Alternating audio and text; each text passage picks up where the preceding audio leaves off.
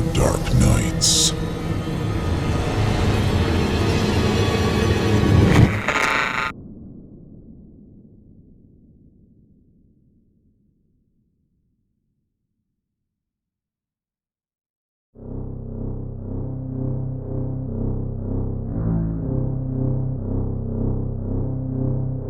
"3:25 a.m." Written by João Vargas. Narrated by Ross Lancaster. This has always happened to me during my entire life. But these past few days have been more intense. I have this strange obsession about closing doors. I never fully understood this, but there is always something in the back of my head that always tells me, close the door. There is also something strange about this obsession. It only happens at night. During the day, open doors don't cause me any trouble. But when it starts getting dark, I get this primal instinct, almost involuntary, to close the door. I guess during my entire life, I always slept with the door closed. Until a few days ago. I came home late from work and was completely exhausted. I opened the door to my bedroom, changed clothes, and went to bed. I suddenly awoke at 3:25 a.m. and tried to go to sleep again. A thought hit my mind. I left the door open. At first, I didn't make a big deal out of it. But then, to this day, I still don't know if what happened was real, or if it was just a product of my hyperactive imagination. Every little noise I heard, the house creaking, my sheets moving, or just the cars driving outside would send my mind into a state of extreme paranoia. For all I know, it could have been anything and everything. Until I heard it. It was so faint, I don't know if it was just the buzzing of my ears, but I swear I heard footsteps coming from outside my room. I started to sweat profusely. I couldn't handle the heat of my window sheets. Every step it took towards my room, I got more and more paranoid.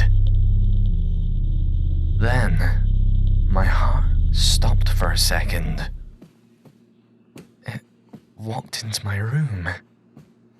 It stopped at the doorway. But it was so close.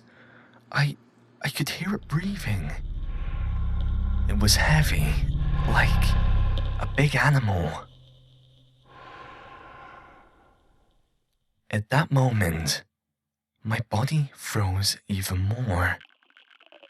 If I couldn't move before, now it felt as if my muscles were made of concrete.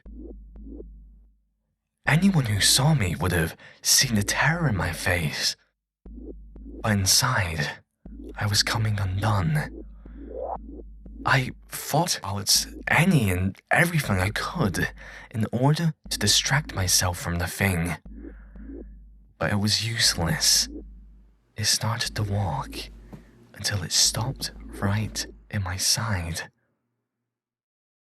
Where I had merely been in panic before, at that moment, I had a complete meltdown. I don't know how I didn't notice I was awake. My sheets looked like an ocean of sweat, and it took all of my willpower to stop myself from gagging at the smell of the thing. Then, as if it knew I was suffering like a poor defenseless animal, it walked away. I heard it go out of my room, and sure enough, it was gone. As soon as I couldn't hear it, I turned on the lights, jumped out of bed, locked the door, and stayed awake until it was day. After that event, I developed insomnia. The next day, I couldn't sleep at all. I brought my coffee machine into my room, locked the door once again, and waited for the sun. But before I could see the safety of light, at 3:25 a.m., I heard a knock at my door. All of the feelings of fear, paranoia, and dread of the previous night came rushing back into me. It kept knocking and knocking until eventually it stopped. I knew I couldn't keep going like this. I had to put this behind me.